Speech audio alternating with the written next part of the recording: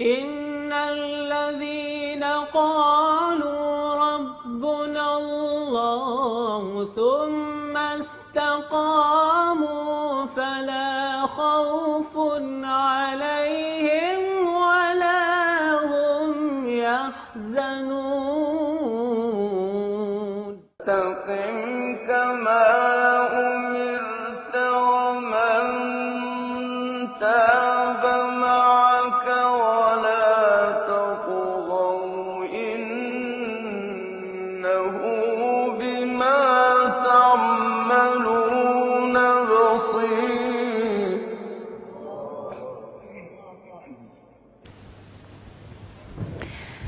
السلام عليكم ورحمة الله تعالى وبركاته. الحمد لله وكفى، وصلاة وسلاما على البشير الهادي المصطفى وعلى آله وصحبه ومن اقتفى، ثم أما بعد. برنامج استقيموا. أسأل الله العظيم رب العرش العظيم أن يرزقني وإياكم الاستقامة، وأن يرزقني وإياكم الإخلاص في القول والعمل، وألا يستخرج مني إلا ما يرضيه عني بحق، وأن يوصل كلامي إلى قلوبكم، إنه ولي ذلك ومولاه والقادر عليه. النهاردة إن شاء الله سبحانه وتعالى معي إعلامية مذيعة يعني في أكثر من برنامج، يعني أسأل الله لها الإخلاص والقبول، وأن يهدينا الله جميعا إلى صراط الحميد المجيد يا رب العالمين. معي الإعلامية داليا مصطفى. إزاي حضرتك يا أستاذة داليا؟ ربنا يبارك فيك. وطبعا معروف إن أنا بقدم البرنامج، ولكن يعني أنا أدعوك النهاردة لأنك أنت تقدمي البرنامج. ربنا يبارك فيك يا رب. وقد اتفقنا إن احنا يعني هنتكلم عن موضوع مهم في غاية الأهمية، وكارثة من الكوارث بتحصل في مجتمعنا الآن من عدم الاستقامة في البيوت، ألا وهي الانتحار. موضوع شائك جدا. شائك جدا. ازاي من وجهة نظرك؟ من وجهة نظري ان الفترة اللي احنا عايشينها ديت الانتحار يعني أثر على الشباب بطريقة فظيعة. بمعنى الشخص خصوصا الشباب لو دخل في فترة يأس، دخل في فترة انفصام، اكتئاب، ايا كان نوعها، حالة نفسية مثلا، ممكن يروح ينتحر. فعلشان كده بسأل حضرتك يا شيخ حسني، هل المنتحر كافر؟ المنتحر كافر؟ سؤال شائك جدا يا جماعة. واحنا مجتمعنا النهاردة كله تمام يقول لك ده فلان مات كافر، ده فلانة ماتت كافرة. ازاي يا جماعه؟ حكمتوا بناء على ايه؟ ما الدليل على كده؟ حكمتوا. الله يفتح عليكي. ايوه انا عايزك كده فعلا، اي حد مش انا بس، اي حد يقول لك حلال او حرام او صح غلط قولي له ما الدليل على ذلك من كتاب الله وسنه رسوله. المنتحر ليس كافر، لكنه مخلد في النار. ان شاء الله عذبه وان شاء خفف عنه. يعني ايه الكلام الكبير ده؟ يعني ايه؟ صلوا على الحبيب صلى الله عليه وسلم. مش كل منتحر مخلد في النار، ولا احنا اللي في ايدينا الجنة ولا احنا اللي في ايدينا النار. في نوع من انواع المنتحر، من الناس اللي هم بتنتحر، غيب عقله وفقد عقله. هل لا ينطبق عليه قول النبي صلى الله عليه وسلم رفع القلم عن ثلاث، من ضمنهم ايه؟ عن المجنون حتى يفيق. يعني القلم ما بيكتبش عنه اي حاجة، مش محاسب في اي حاجة، من ضمن المجنون حتى يفيق.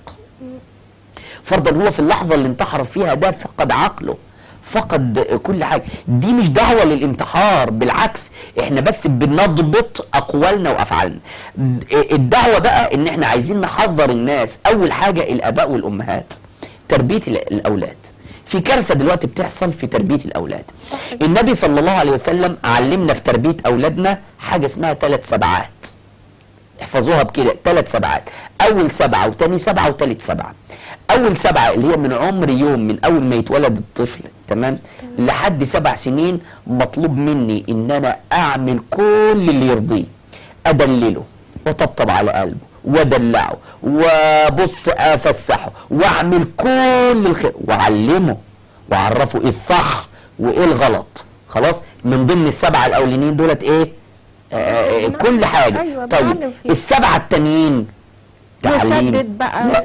لا تعليم وتهذيب وعقاب، اللي هو من 7 ل 14، اللي هو علموهم على 7 واضربوهم على 10. في نفس ال7 اللي هي من 7 ل 14 تعليم وضرب. صح. ما تعملش كذا، عمل يتضرب. استحالة عيل هيتضرب عنده 7 سنين او 8 سنين او 10 سنين هيروح ياخد حبايه غله وينتحر ولا ياخد سم، ما يعرفش الكلام ده لسه. انما انا ما اجيش اعاقب من سن 7 ل 14 وادلعه وهننه وبص اسيب له الحبل على الغارب، واجي عند 14 سنه 15 سنه 16 سنه 17 سنه امد ايدي على ابني ولا على بنتي، شكرا حبايه غله وخلص الموضوع. صح. ليه؟ لانه ما ينفعش. ما اجيش انا ابقى سبب، يبقى هي دي عدم الاستقامه في بيوتنا، ان احنا مش عارفين نربي اولادنا صح. من ناحيه كمان يعني فضلت الاخوات عن بعضها، الاخوات بتشيل، يعني الاخوات بنيتهم بتشيل، يعني مثلا الاخ الثاني يقول اشمعنى بابا ضربني وما ضربش اخويا الثاني، مع ان انا اكبر منه. الموضوع مش كده، الموضوع مش كده كمان، الموضوع ان 14 و15 و16 سنه هو شايف نفسه راجل، البنت شايفه نفسها دلوقتي ان هي بقت عروسه. صح. خلاص، يعني ازاي تتضرب، ازاي تنهان، ازاي طب ما انا بنت عملت حاجه غلط، ما هي عملت حاجه غلط عشان انت ما ربتهاش على الصح، ما عملت حاجه غلط في اساليب تانية خالص، مش بالضرب ومش بالاهانه في سن ما ينفعش فيه الضرب. صح. يبقى دي اول حاجه. طيب من 14 بقى ل 21 صاحبه، خلاص بقى خلاص بقى صاحبي، اللي هو بقى بيسموه بقى سن المراهقه. وانا دايما بتعجب سن المراهقه ليه دايما بنفسر المراهقه بالنواحي الجنسيه والكلام ده، وشاب يكلم بنت ويعيش معاها جو، هي دي المراهقه؟ طب ما مصعب بن عمير لما رفع رايه الاسلام كان في سن مراهقه، سعد بن ابي وقاص لما ربنا نصر بيه الاسلام كان في سن مراهقه. لا، هو ليه دايما المراهقه بنفسرها ما المراهقه دي، ما هي دي طاقه، المراهقه دي عباره عن طاقه ما نستغلها صح.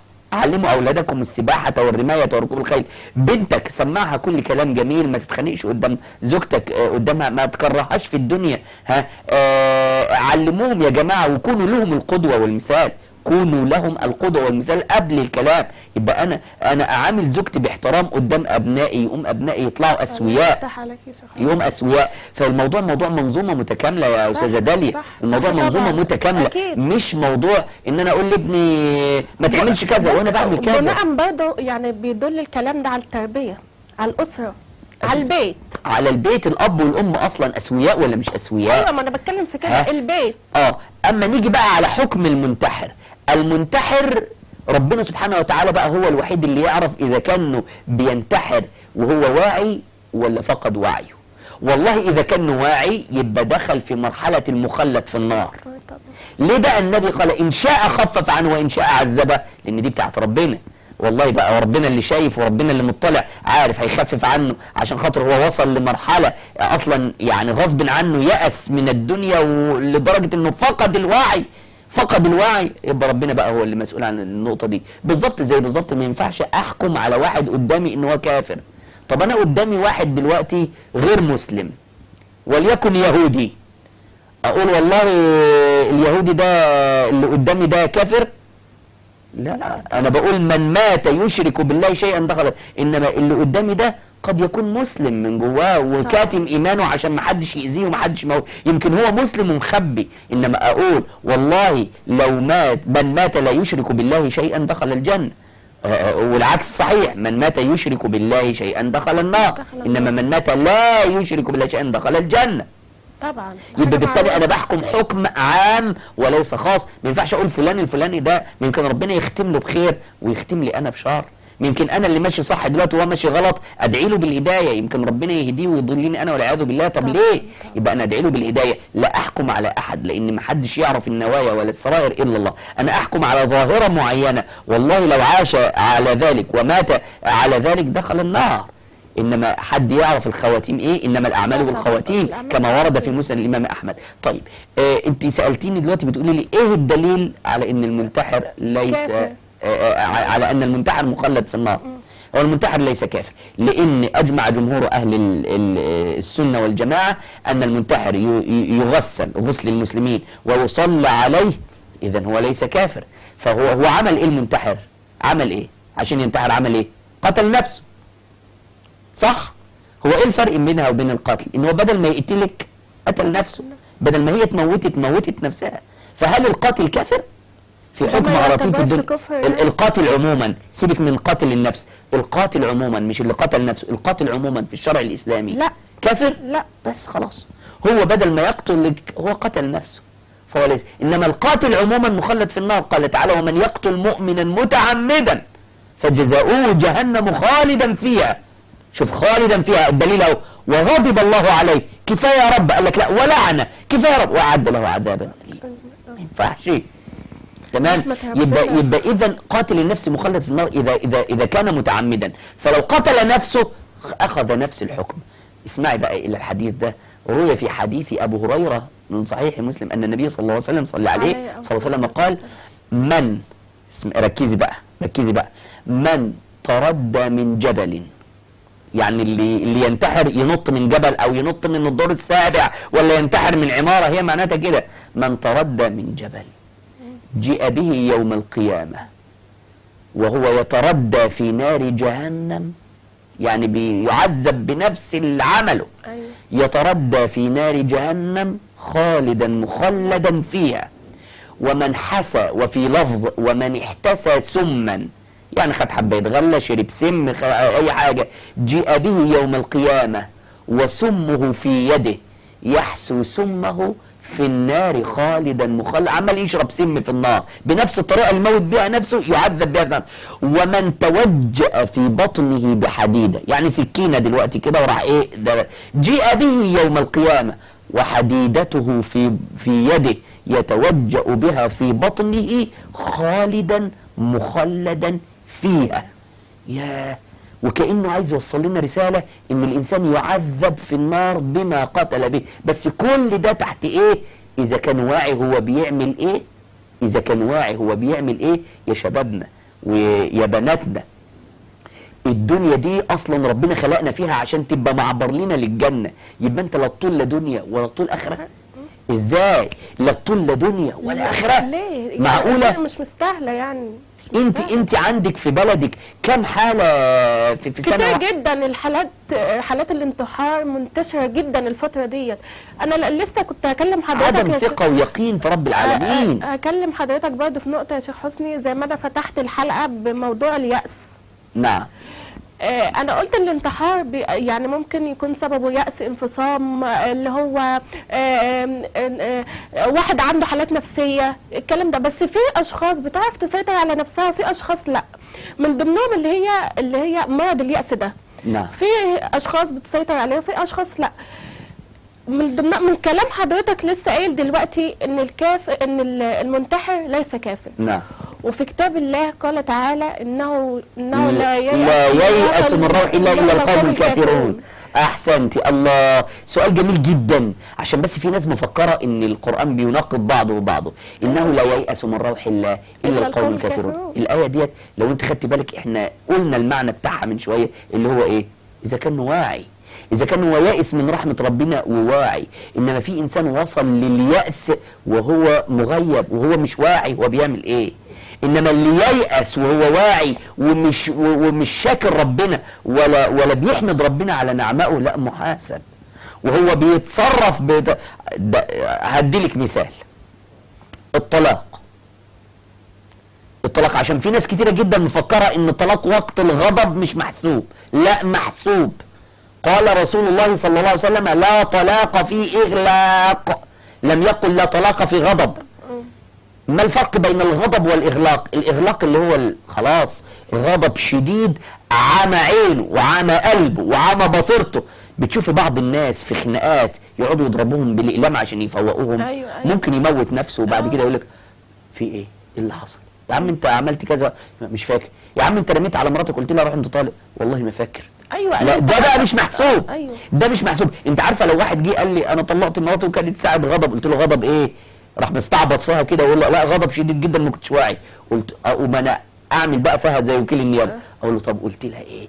قال لي انا قلت لها لو رحت بيت او روحي انت طالق. قلت له انت فاكر انك انت قلت لها كده؟ يقول لي اه. قلت له بس استوب عندك بقى، يبقى انت كنت واعي يا حبيبي. انت المفروض لو انت مش واعي تقول لي انا مش فاكر اصلا ان انا رميت يمين طلاق.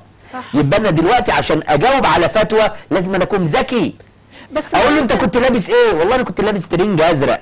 بس يعني انت فاكر، لا يبقى انت كنت واعي يا حبيبي. بس ما يمكن يعني هو مش مدرك، كان وقتها ما كانش مدرك واتحكى له الموضوع ده بعدين، فعشان لا مش كده موضوع اتحكى له، انت فاكر انت قلت ايه؟ انا فاكر، يبقى انت كده مدرك خلاص. طالما انت فاكر وقلت قدام انك انت الا اذا فاكر كان يبقى هو معترف بكده اللي هو فاكر بالظبط، يبقى ساعتها انا بصحح له وبعرفه دي. أيوة. يبقى الطلاق وقت الغضب محسوب، صح. محسوب وقت الغضب، انما وقت الاغلاق بس ولا. فبالتالي لو انتحر وقت الاغلاق يعني مغيب خالص، اتجنن يا جماعه. في واحد ممكن يسمع خبر دماغه دي تلسع. صح. ممكن واحد اخوه يموت ما يستحملش الصدمه، امه تموت ما يستحملش الصدمه. صح. يموت شخص عزيز نفسه. عليه.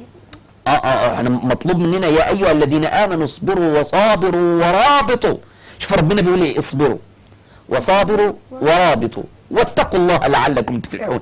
اخر ايه في سوره ال عمران، يا ايها الذين امنوا اصبروا وصابروا ورابطوا، اصبروا وصابروا ورابطوا واتقوا الله لعلكم تفلحون. خدي بالك بعد اصبروا وصابروا ورابطوا قال لك ايه؟ واتقوا الله. تاني واتقوا الله، واتقوا الله لعلكم تفلحون. ايوه، مأمورين بتقوى ربنا والاستقامه يا جماعه. هناك من اصحاب من رسول الله من قالوا هم بيعرفون الاستقامه، قالوا الاستقامه هي التقوى. الاستقامه هي التقوى.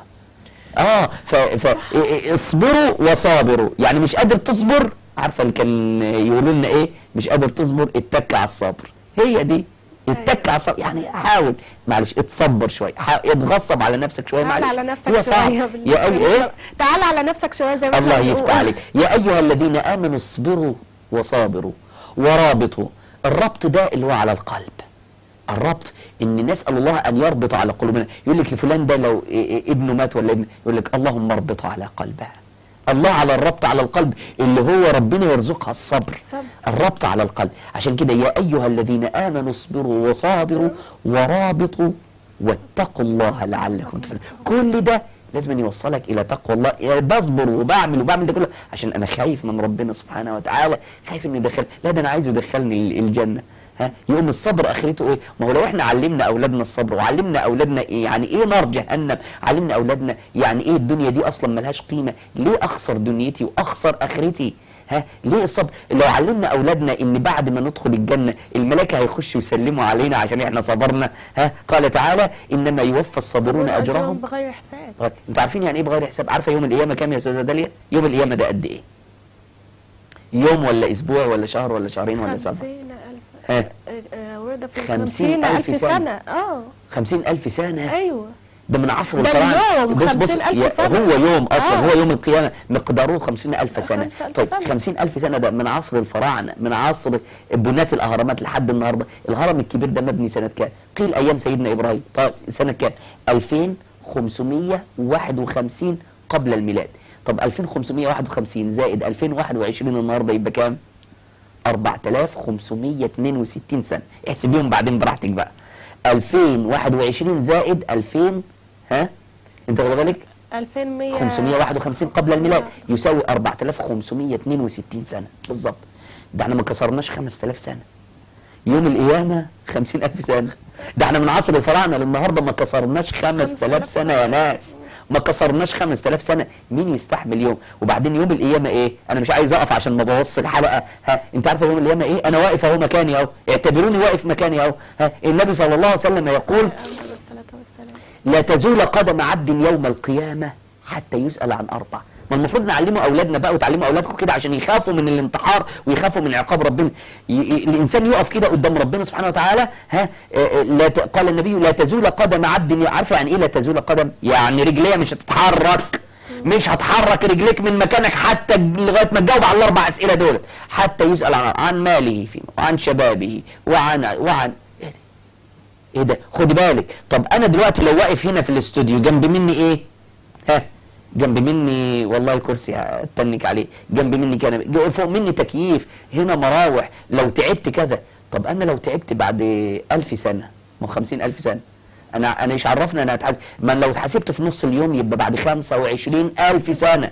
طب انا قال النبي صلى الله عليه وسلم فينظر ايمن منه فلا يجد الا النار، وينظر اشأم منه فلا فلا يجد إلا النار، وينظر أمامه فلا يجد إلا ما قدم، فاتقوا النار ولو بشق تمرة. إيه يا جماعة؟ حديث عدي بن حاتم، حديث عدي بن حاتم في الصحيحين، قال النبي صلى الله عليه وسلم في الحديث الذي رواه عدي بن حاتم، قال عليه الصلاة والسلام: اتقوا النار، اتقوا النار ولو بشق تمرة، فمن لم يجد، يعني اللي فقير قوي وما عندوش نص تمراية، فبكلمة طيبة. أيوة. الله، والله هي الكلمة الطيبة. وضرب الله مثلا كلمة طيبة كشجرة طيبة أصلها ثابت وفرعها في السماء.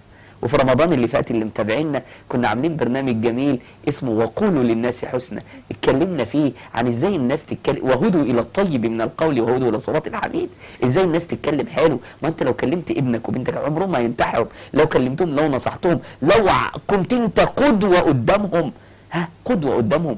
احنا لازم يا جماعه نحترم انفسنا الاول قدام اولادنا. يا شيخ حسني ان العلاج للانتحار ده اللي هو نوعي اولادنا، وطبعا قبل ده كله نخاف الله من كل توعيه. ايوه، هو انا هوعيه ايه غير على الدين؟ أيوة. اول الدين يا جماعه هو رقم واحد والله.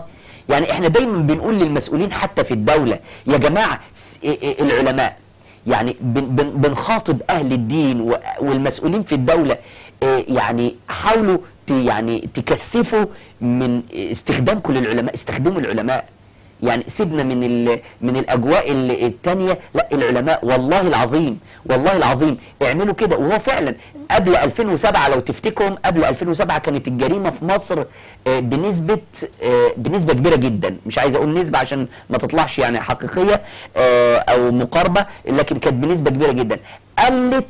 قلت كتير جدا بعد 2007.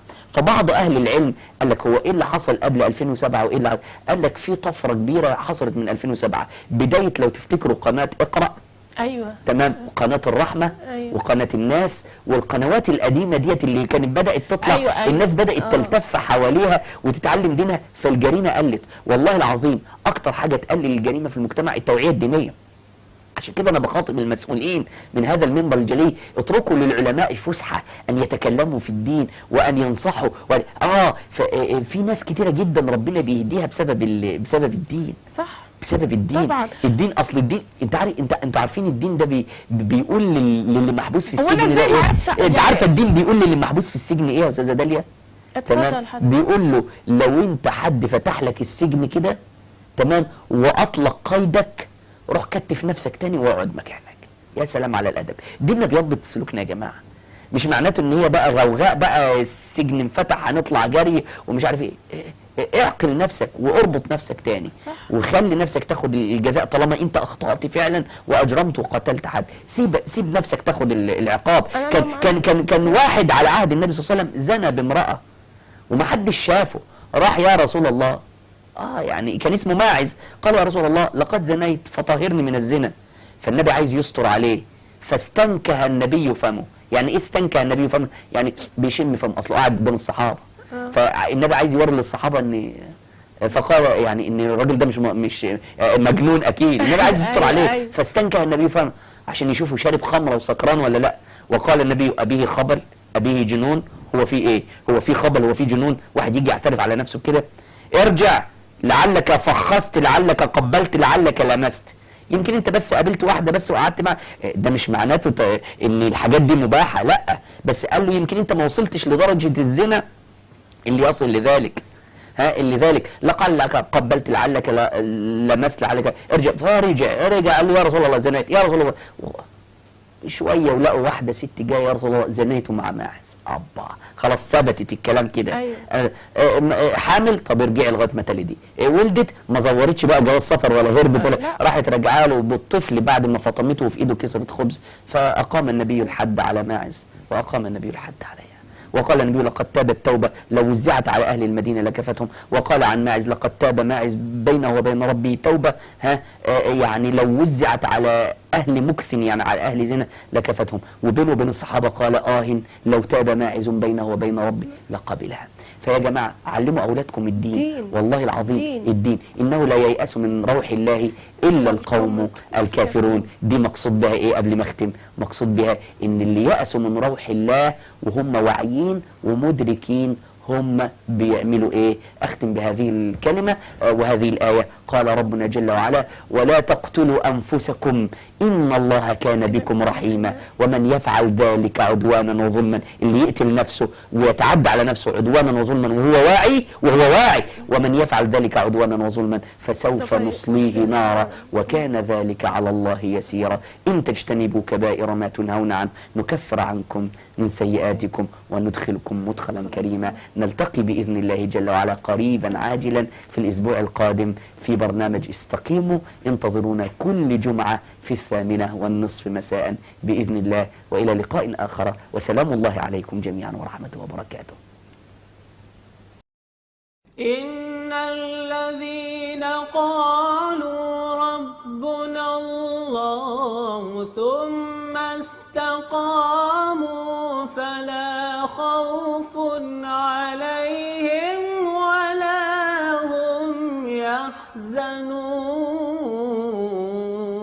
استقم كما أمرت ومن تاب معك ولا تطغوا إنه